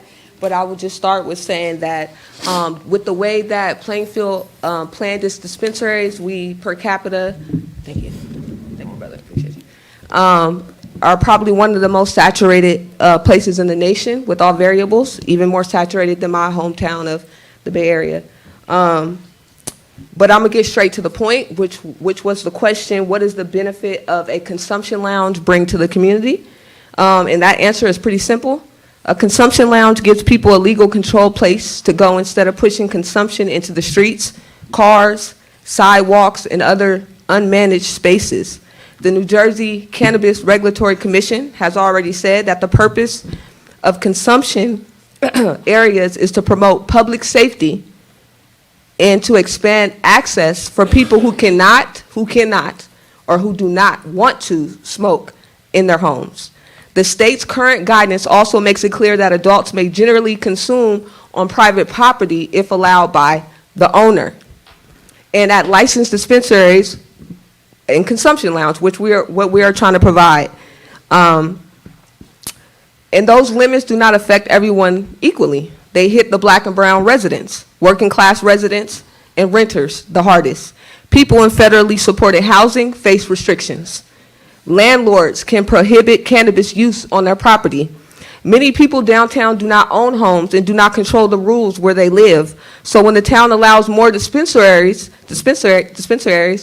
but blocks designated consumption spaces, it creates a system where cannabis is legal to buy, but for many residents, there is no practical place to legally use it.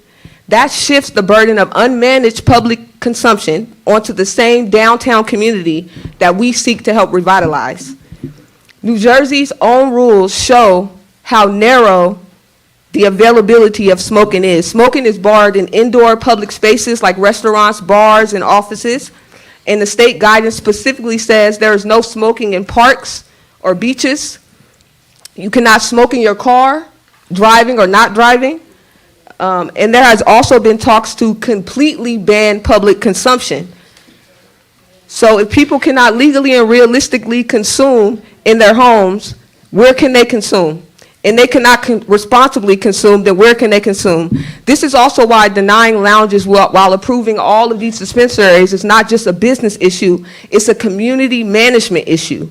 More retail access without managed consumption spaces means more outdoor smoking, more odor complaints, more packaging, more litter, and these are things around the nation that we have already seen. Again, we appreciate you guys. We're asking for you to allow us to execute our business model. Thank you. Thank you, Alicia.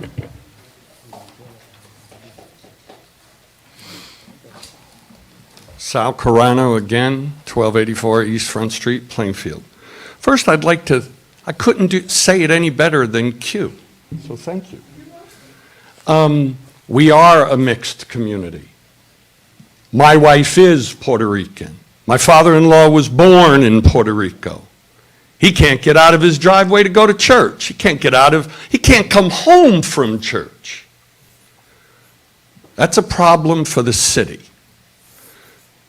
I'd like to say the quoted council person on video, I will support you, I will witness you, I will testify to your care of safety because a huge box truck was parked on East Front Street blocking the view of people passing by. So if your concern was the concern of doing business and the safety of your constituents, bless you and I support you. 3 council meetings ago, economic development claimed that the mixed use was from the 1950s of the said business that opened. Well, unfortunately, whether you believe it or not, the fact that Section 17-9-37 Land Use Ordinance of our own city would be allowed, which should not be permitted since the zoning is purely 1 and 2 family. Zone R4. The old store in the 50s and 60s, and the old business, which was a hair cutting place, that building was abandoned for a decade. Vacant, abandoned. Listen to those words, attorneys. Abandoned, gutted. Not a single wall survived. Not a single heating source. Plumbing, electrical. Your own 2-year zoning ordinance does not exist any longer for grandfathering. Not at all. Thereby, a variance. So when it was quoted 3 council meetings ago that we didn't need to notify the public, sorry, yes you did. Because the permits to rebuild the place shouldn't have even been issued until the variance went through. And maybe then a proper study, maybe demanded by the business owner or the homeowner, should have been required. Thank you. Thank you, Mr. Carano. Buenas noches. Buenas noches. Your name and city for the record. Mi nombre es María Laos. Yo no pensaba, voy a hablar en español, mi lenguaje es español. Yo no pensaba hablar en este meeting, pero me veo conveniente hablar en este meeting. Hace 1 año y medio compré la propiedad 1300 East Front Street. terriblemente, por un año entero, he pasado horrorosidades con este señor Carrano. Ese señor Carrano me ha llamado, me ha cerrado la construcción como 8 o 9 veces. Me ha hecho la vida imposible. ¿Por qué me ha hecho la vida imposible? Porque un día él elevó su propiedad sin permiso. Él quería que yo, le arreglara su problema de construcción. Entonces yo le digo, señor Carrano, usted arregle su problema de construcción. Y siempre me ha estado acosando y acosando y acosando. Ponía el material de construcción en mi propiedad. Pero terriblemente he sido víctima de este señor.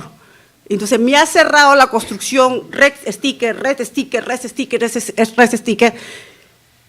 Yo soy una persona, una mujer hispana, que vengo a ayudar a la comunidad, vengo a trabajar por la comunidad, no vengo a que me regalen nada.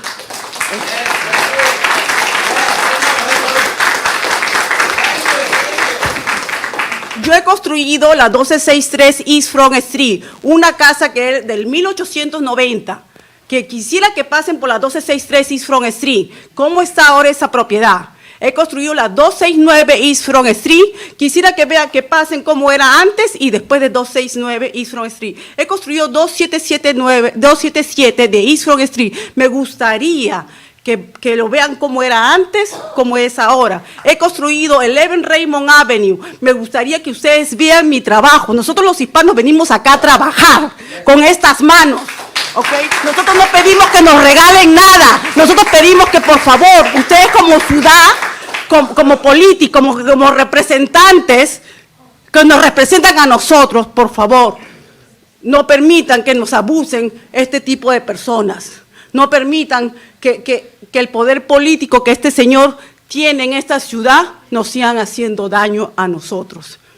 Voy a acabar y yo tengo muchas historias más que contarles. Voy a parar acá, pero por favor me gustaría que tomen en consideración mis palabras, porque esta es la verdad que estamos pasando, y esta es la verdad que estamos pasando los hispanos. Muchísimas gracias y tengan buenas noches. Gracias.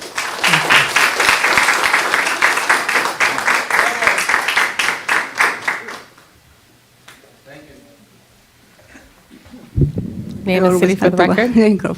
Okay, Flor Gonzalez, again, 14 Washington Avenue.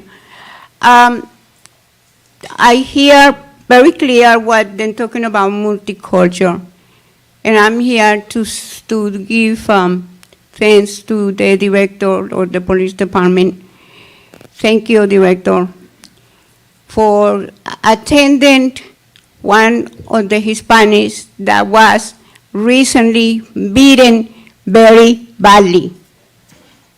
I now want to say and specify what kind of group people was, because I really don't want to divide our city.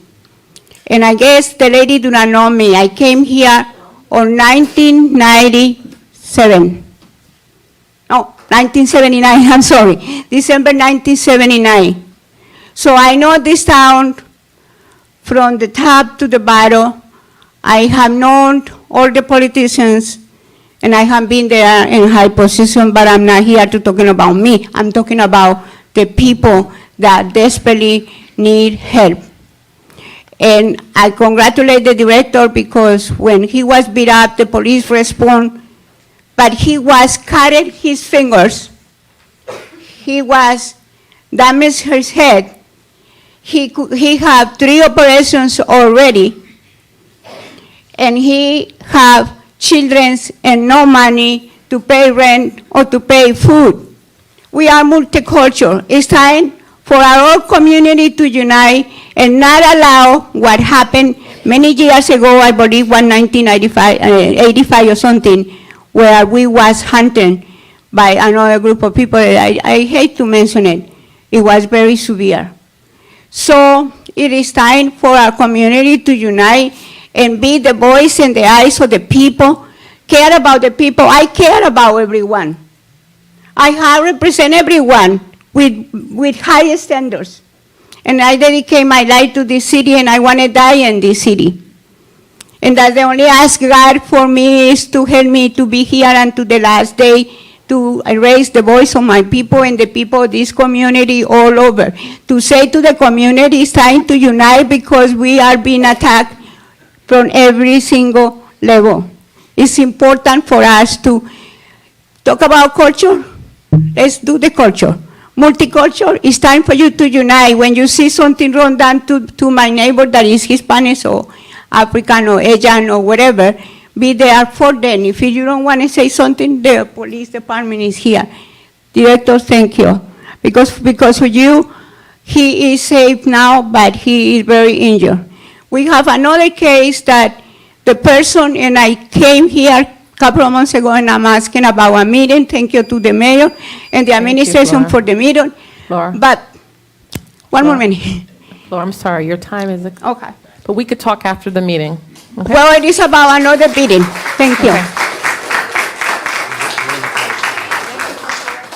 Thank you. Name and city for the record.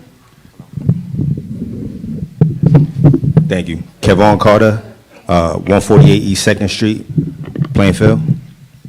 Good evening, City Council. My name is Kevon Carter, co-founder of Plant-Based Branding Dispensary. In 2021, when my team and I met with the mayor and his administration, there was a clear vision to redevelop Plainfield's downtown into a destination, a place that attracts more people, engages a younger demographic, and creates an environment where people want to spend time. That vision is exactly why we chose Plainfield as the cannabis brand and dispensary. From the beginning, we didn't just plan to open a dispensary. We built a business with a foresight, one designed to contribute to that redevelopment of downtown. Our motto has always included not just retail, but also a community-driven lounge space where we host yoga, Pilates, live podcasts, cultural events. This wasn't something we added later. This was presented as early as our planning board prep meeting in 2022. Since opening, we've already shown what that vision looks like in action. We brought people from across the state of New Jersey, as well as New York and Pennsylvania, into downtown Plainfield, many for the first time. We've hosted sold-out events, created a safe and structured environment, and contributed to growing energy in the area. Beyond business, we've invested into the community. Before we've even opened, we offered 75 meals to families for Thanksgiving, holiday gifts for 50 children, school supplies for over 100 students, and hosted expungement clinics that serve nearly 100 residents. This is who we are. This is how we operate. When the state introduced the cannabis consumption lounge endorsement in 2025, it aligned directly with the model we had already created. This was not a change in direction. It was an opportunity to fully execute our business plan. We understand there were many concerns, and we've made efforts to speak out to the council members to prove clarity of what was regulated. Professionally managed lounge look like. We've already demonstrated our ability to host events safely, responsibly, and in a way that benefits the community. Granting this endorsement, not just about our business, it's about the redevelopment of Plainfield. Plant-based is already contributing to the downtown area. With this endorsement, we can expand that impact, creating a more consistent foot traffic and supporting nearby businesses. And continue to build an environment where people want to gather. We are not asking to introduce something new. We are simply asking to execute our business plan that we created. Thank you. Thank you.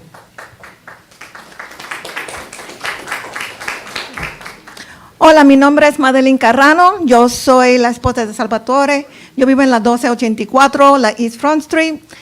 Yo soy latina, pero yo no estoy haciéndome una víctima, ¿ok? Sacaron que a la colocación a la comunidad hispana, yo soy latina, el derecho de los propietarios a ganarse la vida no debería anular nuestro derecho a vivir con seguridad en nuestro vecindario. Okay. Ella afirmó que mi esposo ha estado causando la obra. La última vez que revisé, él no trabaja para la ciudad. He does not work for the city, so how can he stop construction for a facility or a home? She says we terrorized her.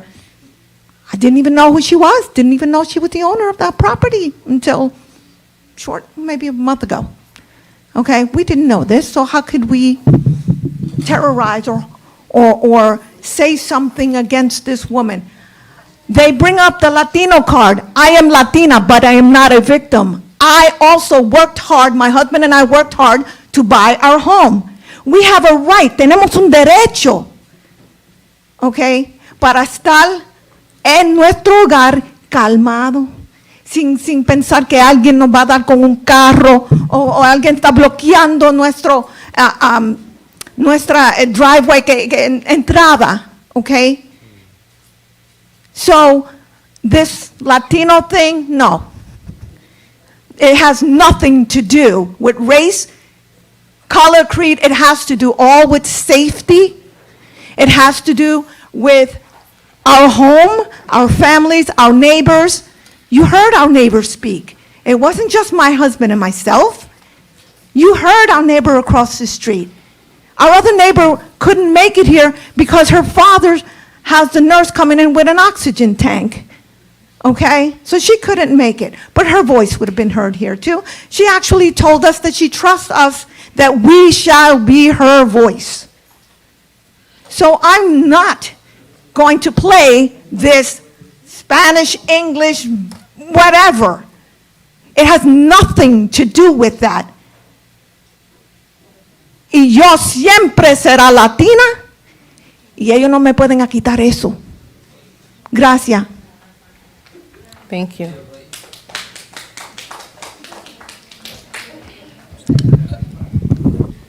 Good evening, council members.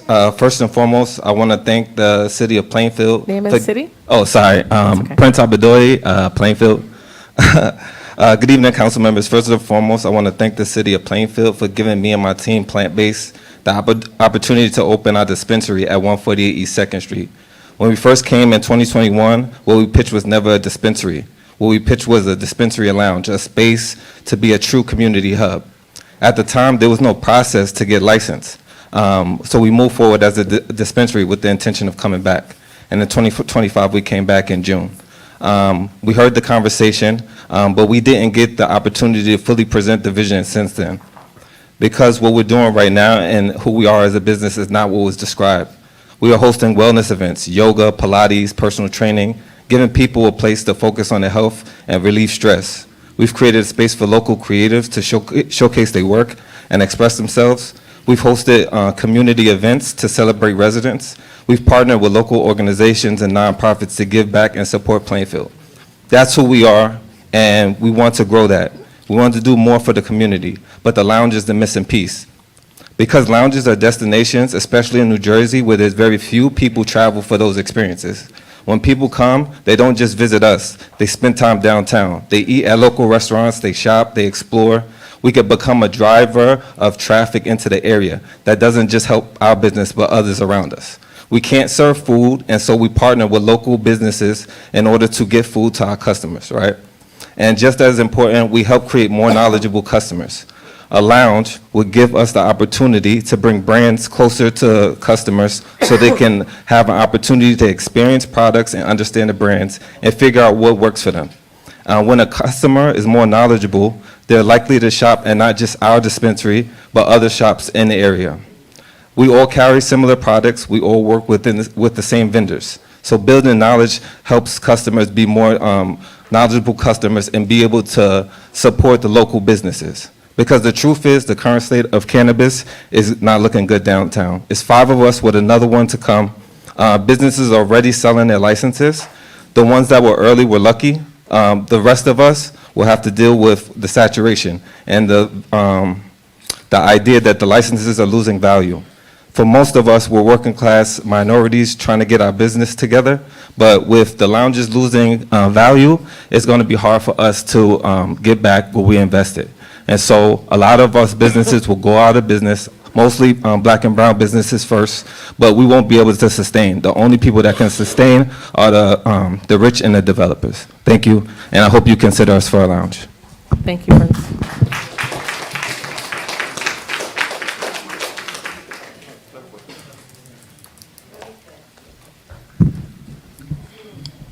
Testing here. Hear me? All right, cool.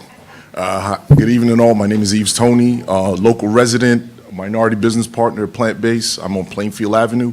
Before I get into the business side of it, the curbs on 11 on Plainfield Avenue. There's maybe like a 2-mile stretch where the only difference in what Plainfield looks like and what South Plainfield looks like is our curbs, with all that erosion going to the street and whatnot. Make our grass look better, make our property value look better, we pay more taxes, y'all get more happy, right?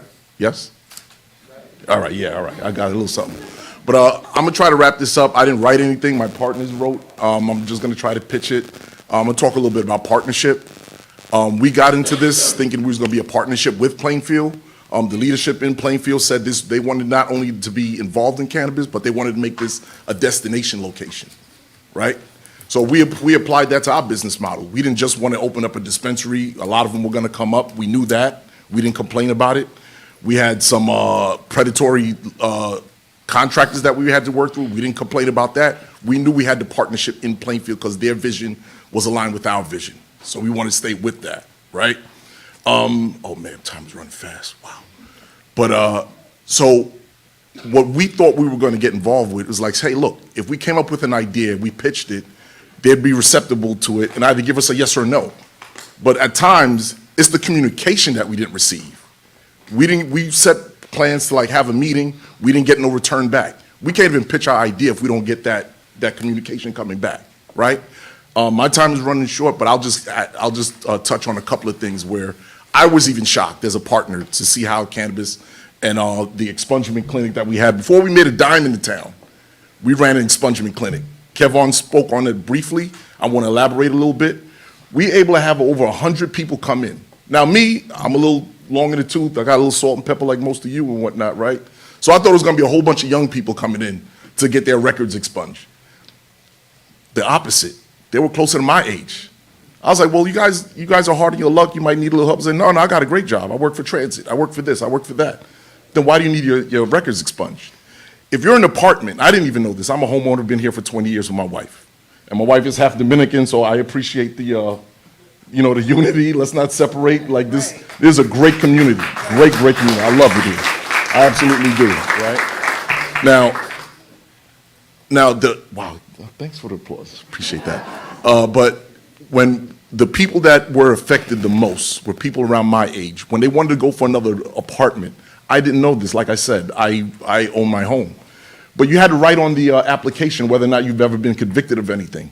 So that's the one thing that was holding these people down. And that's the thing we dedicated our time to when we got here, right? First thing we did on the agenda, we thought we had partners aligned with us on that. Thank you so much. I'm sorry, your time has expired.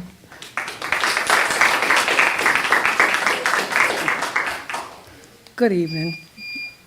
I can start now? Okay. Good evening. I just want to thank the council, especially Briggs Jones. I have been talking with her in reference to my block. My name is Sharon Rosario. La Familia. I'm here. I'm here. But I just want to thank her because the ride-along, it made a big difference in me because I'm born and raised here. And I appreciate that someone cares about my block. And she came, she saw, and she brought it back to you guys.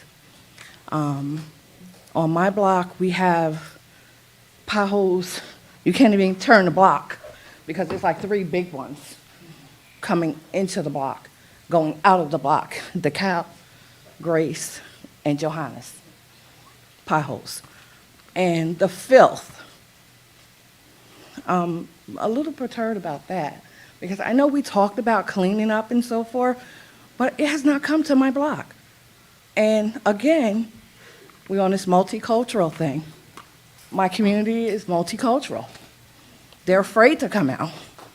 And some of them are homeowners, some of them are renters, but they stay in their homes. They don't come out and clean up. The garbage cans. We talked about that numerous times.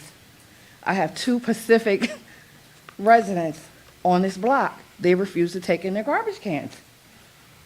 24/7, 365 days a year. I had damage to my property because when we had our storms, their garbage cans ruined my car. I had to come out of pocket for that. But again, I think Briggs Jones because that ride-along made a big difference to me. It gave me more hope and humanity in my city that I chose to come back and purchase in. So I thank you guys. Thank you. Thank you. Good evening. My name is Christian Lawrenson, and I live here in Plainfield. I just wanted to say thank you for bringing back the dial-in option for public comment. I think it's so important to encourage and facilitate civic engagement here. I know as a parent, people who are working late, commuting, there's a million reasons that people can't be here when they'd like to be. And so it's really nice just knowing that we have that option now. A lot of times, you know, I'll listen in even if I'm not communicating, but to know that now we do have that option is really great. So thank you. If Zoom could ever come back, I feel like that's a less cumbersome, easier option. But so just a request if that is an option that's being talked about. I preferred that one, but so thank you. Thank you. Nancy Pivar, Myrtle Avenue, Plainfield. I think this is off topic, but it's very close to my heart. Last week, the Defense POW MIA Accounting Agency identified Chief Electrical Mate John Judson Campbell, U.S. Navy. My brother was a Navy veteran. They sent a Rear Admiral from the Pentagon up to be the officer in charge to reinter this soldier in Hillside Cemetery. He was probably mustered in Plainfield, but he was originally from North Plainfield. The night before the ceremony, as I was compiling a book of old newspaper articles for his family, I found a newspaper article that listed 2 other men who were missing from this area. EMC Campbell and boatswain mate First Class Charles Raymond Kelly. In the article, EMC Campbell's mother, Margaret, even in her overwhelming grief for her son, made sure she mentioned Edward J. Lloyd. He was a Plainfield resident. He was a signalman first class who served on the same ship as the 2 other men. 3 men from the same local community served on the same ship in World War II, were captured, sent to the same POW camp in Japan, were in the Bataan Death March, and they all have family members buried in Hillside Cemetery.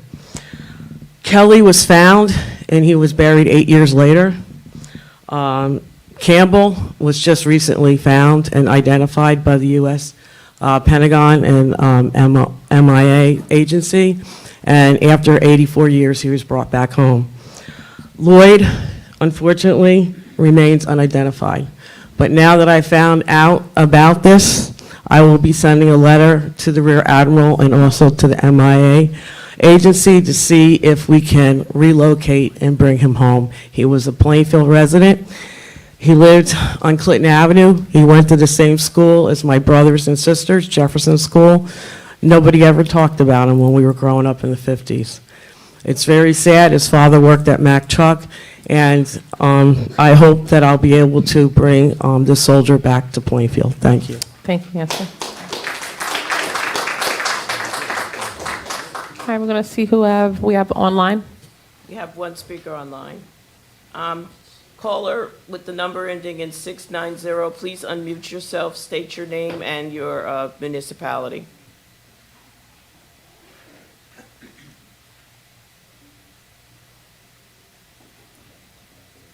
Caller ending in 690, please unmute yourself if you wish to speak.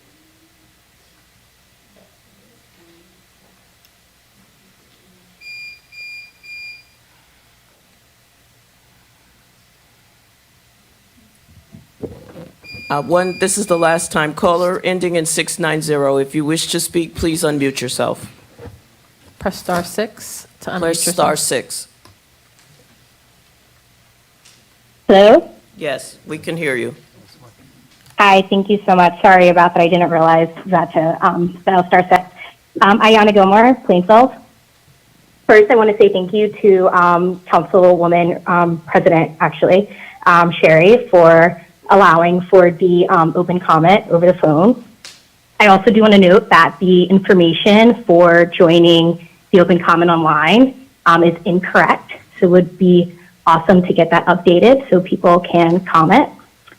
I want to bring to the attention of the council a issue that I've reported to the Department of Public Works often. It's an issue regarding to litter. This is on the back end of the PSC&G building on Rock Avenue. So this would be the back gate that is on Front Street. There is litter that has been accumulating for months now. It's really bad. I have reported this at minimum 5 times to the DPW, and it just seems to be getting worse. I'd really appreciate it if someone can reach out to me and let me know what the status is on this issue, and if there's any way that residents can assist with getting this area clean. It's really filthy. It's right next to Jefferson School. Kids don't deserve to have to walk through all that garbage to go learn. Thank you. Thank you. No one else on public comment? So we have one more caller never mind, they're gone. Wait, no, that's them. Caller Hello. ending in 209, the floor is yours. Yes, hello, can you hear me? Yes. Hello, good evening. My name is Sebastian Torres, Plainfield, New Jersey. I wanted to call in first off to thank Councilwoman, or Council President now, rather, Cherry, for renewing the call-ins. So I wanted to take advantage of that and exercise my democratic rights to speak up at the meetings. Tonight, I wasn't planning on speaking per se, but the discussion has been very lively, very interesting. And one thing that has stood out to me, which I really hate to see, is this kind of like racial animosity and this weird racial tension that like gets stoked up with this type of situation. Particularly, I wanted to address like some of the comments made by, I believe the lady's name is Floor. She was making some very strange comments about like persecution and all this kind of stuff. I don't know what she was talking about, but it left a bad taste in my mouth, and it felt like it was trying to stoke up like some kind of like racist angst or anger. I'm not really sure what was happening there. With regards to the parking situation, I feel very bad for both parties involved.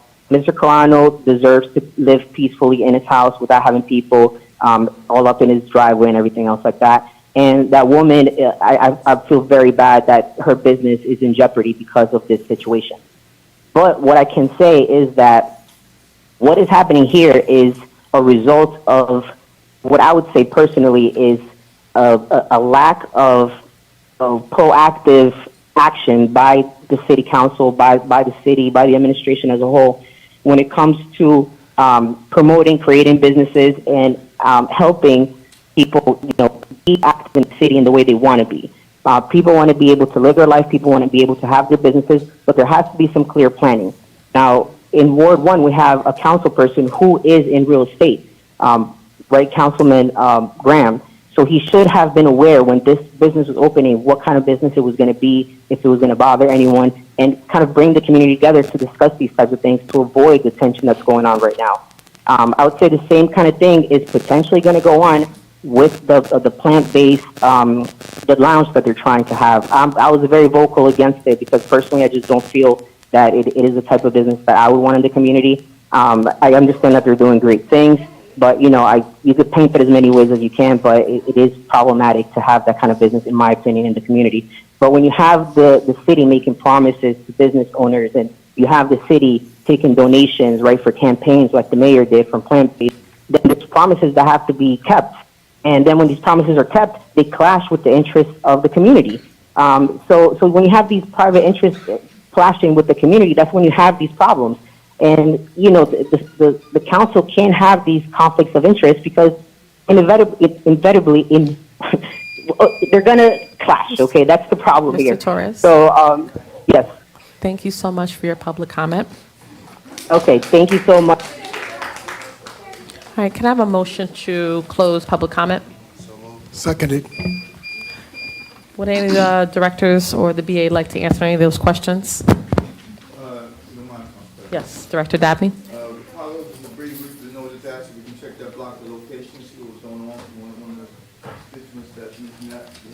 information. Also, the building, the PSC building, we're gonna check the litter with like different students, see what's going on. And the ordinance about the tree being planted, the reason we want to get the location that you're talking about, to see the plans, we just look at that and see. These details. Right. Any other directors?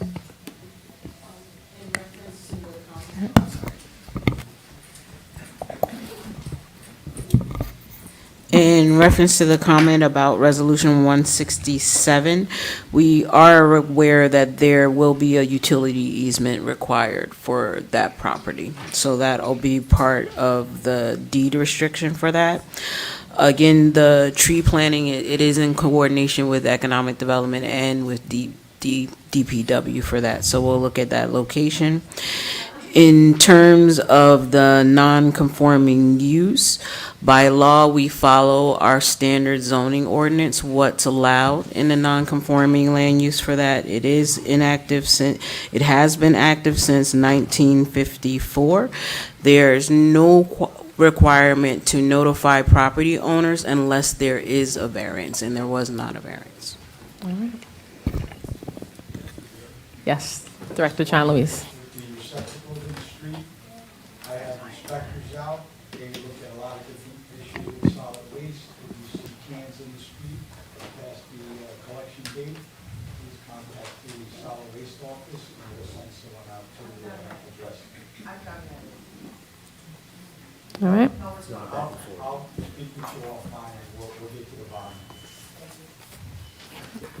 Any Council other? President, I have a question for Director Fields. Yes. Director Fields, with regard to, I guess, 1300 LLC or that 1300 East Front Street, do you recall with regard to inspections, how many times or how many citations has that property owner been given? So I can look that up for you for sure, but currently I don't have it off the top of my head. I don't have any citations that I've seen, so I can look that up and give you that number. Okay, all right. That's all I want to know. Okay. Well, before we close out, one thing I'm going to say is that, one thing I love about Plainfield is that we are diverse. I moved to Plainfield because we are diverse, not because we are one nationality. Yes, the tensions were high tonight, but I do have faith in the leadership of the city to fix it. As a city, we're going to have to live together, right? As neighbors, we have to live together, and we have to respect each other. So although the ordinance was tabled tonight, we do have to find some type of viable solution for that area. All right, so let's just trust the process that we will find a solution, and then let's lower the tensions, because one of the things I heard tonight is that a lot of race. It's, we have to look at things as a safety issue. All right, let's look at it as a safety issue, and let's make sure that we care about all of our residents, the city, all of our businesses, and the viability of our community. All right, so I just want to close with that. Can I have a motion to adjourn? So move. Seconded. Thank you.